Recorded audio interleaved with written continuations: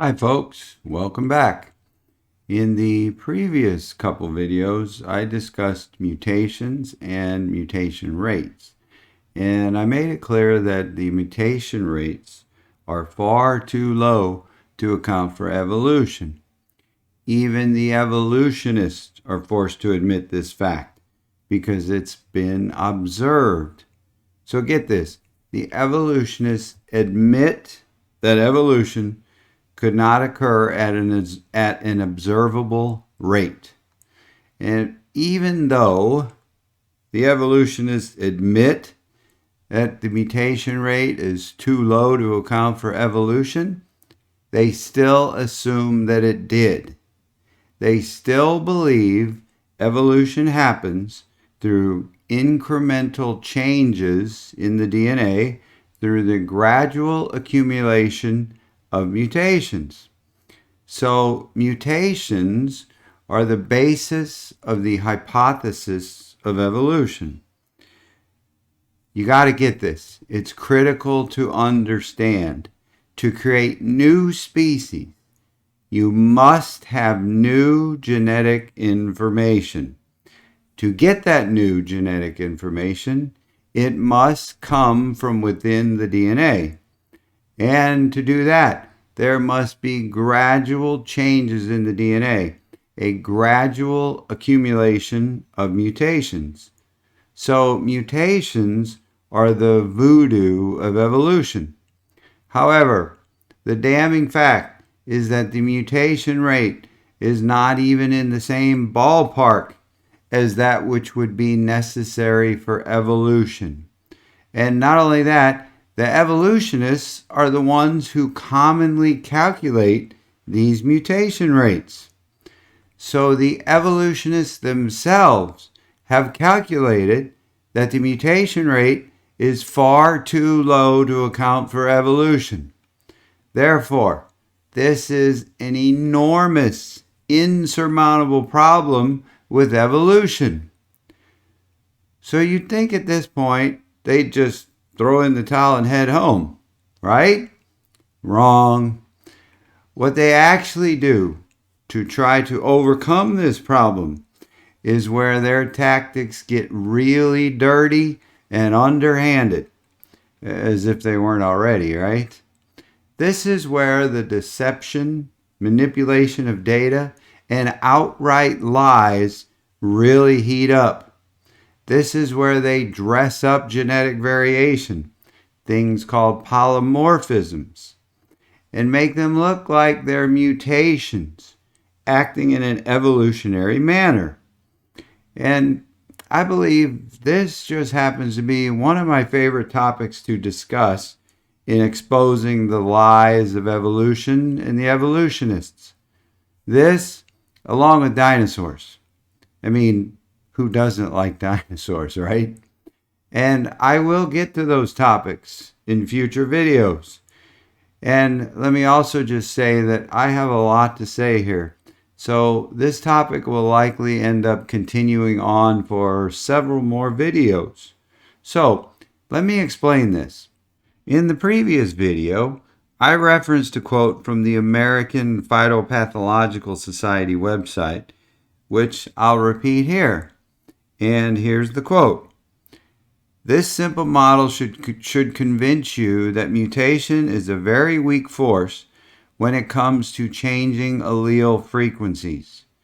But mutation is very important for introducing new alleles, new DNA sequences into populations. This quote and the science behind genetics and heritability that it points to is the source of an enormous amount of deception and misdirection when it comes to evolution. And it all centers around the difference between mutations and polymorphisms and the alleles that they generate.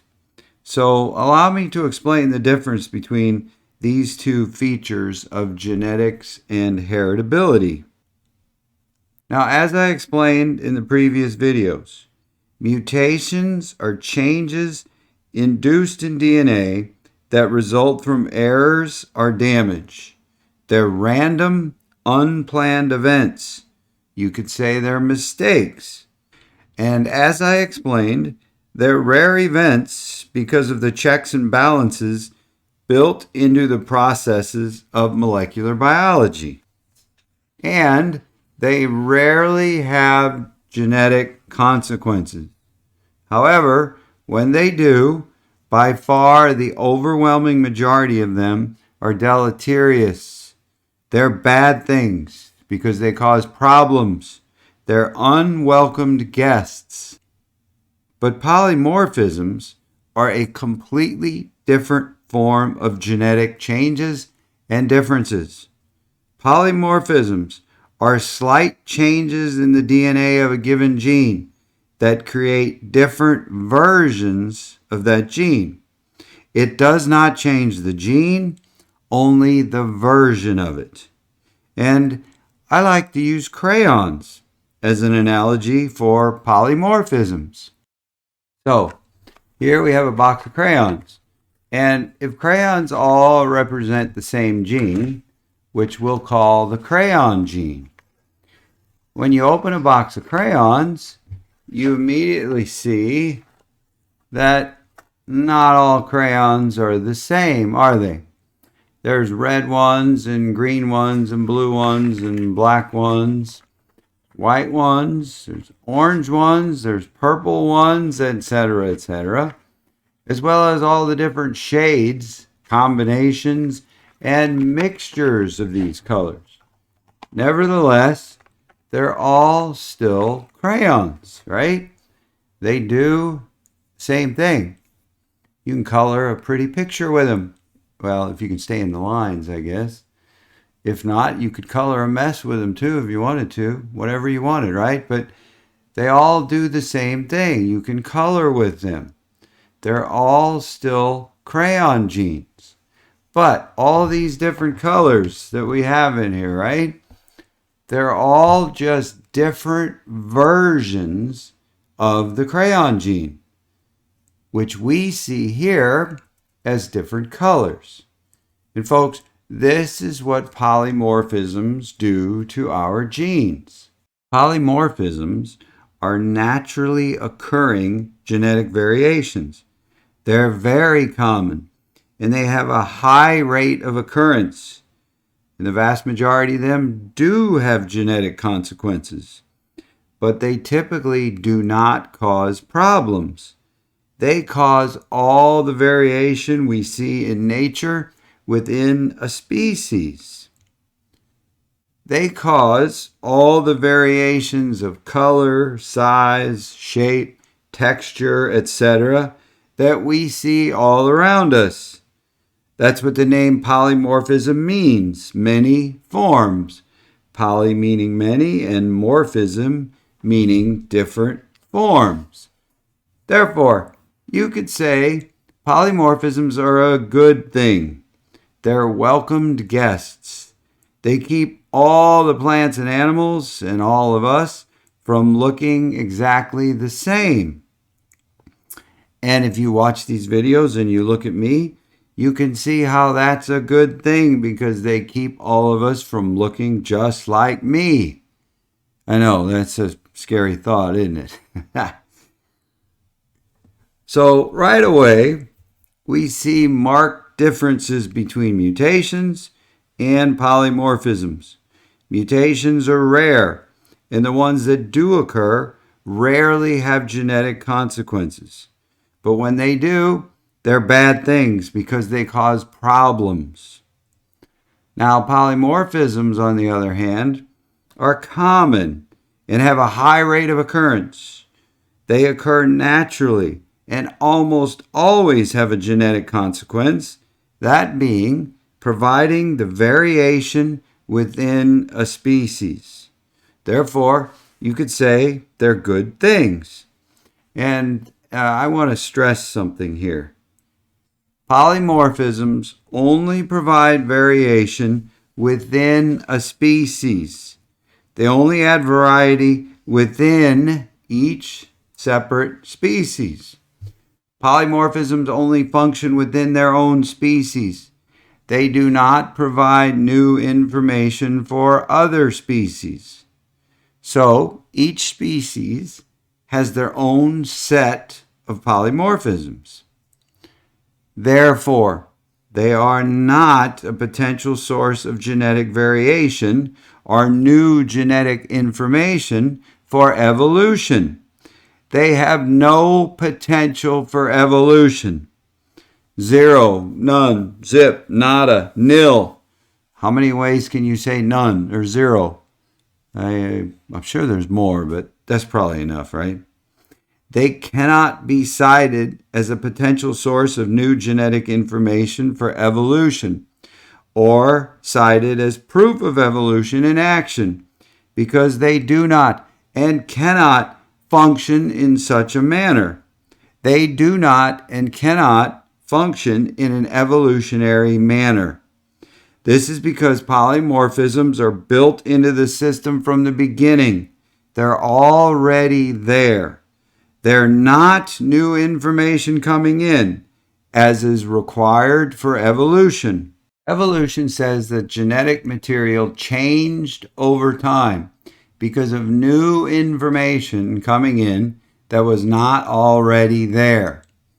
The new genetic information had to come via mutations, which introduced new information that changed the genes so drastically that it created new ones. Over time, enough of these changed genes accumulated that it caused new species to develop. That's what the evolutionists want you to believe. But please listen to what I'm explaining here. Please get this. Polymorphisms are not changing genes.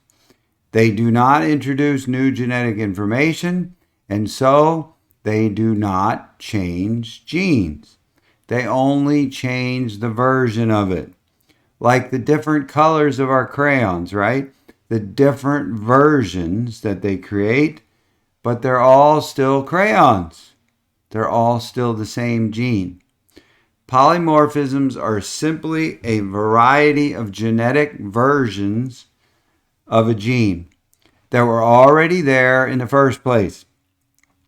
All the variety of genes that polymorphisms produce is already present within the genomes of each species from the beginning.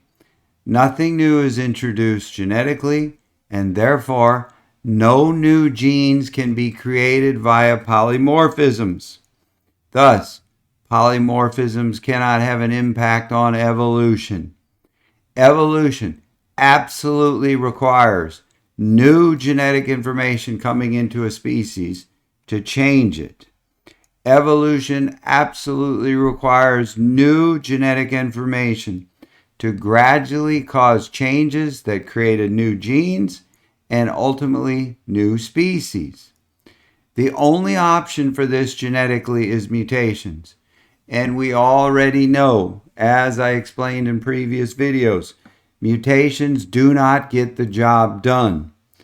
This is a critical difference between mutations and polymorphisms. Now, it can appear to the untrained eye as though polymorphisms are producing changes because you don't get to see all the gene varieties expressed until the required combinations of polymorphisms are created through fertilization. Not all polymorphisms are expressed until the right combination of gene versions come together when an egg is fertilized by the sperm and the required 2 gene versions now exist in that offspring. And this is an enormous area of deception used by the evolutionists, which is why I'm really stressing this point. This is truly sleight of hand at its best, and the evolutionists leverage this for all it's worth. The scientifically uneducated person, which is most of the population, can be easily deceived into believing that polymorphisms can be evolution in action, when cleverly crafted lies and misappropriation are used. It can be made to look very convincing if you don't understand what's really going on genetically. And as I explained, the evolutionists know that mutations cannot account for evolution. Therefore, they dress up polymorphisms to make them look like mutations, to deceive people into believing that they're a genetic force acting in an evolutionary manner. And the evolutionists do this all the time, ad nauseum, which makes me sick. And because this is so critical, we're going to discuss this topic further so you can recognize and understand what I'm talking about and you can learn the truth. And as we continue this discussion, I'm going to give you some examples of how the evolutionists deceive us with this topic. But in the interest of time, I'm going to end this video here and pick it up from this point in the next one. And if you like what you hear, give me a thumbs up and subscribe to my channel. Thank you very much for watching, and as always, we'll leave the light on for you.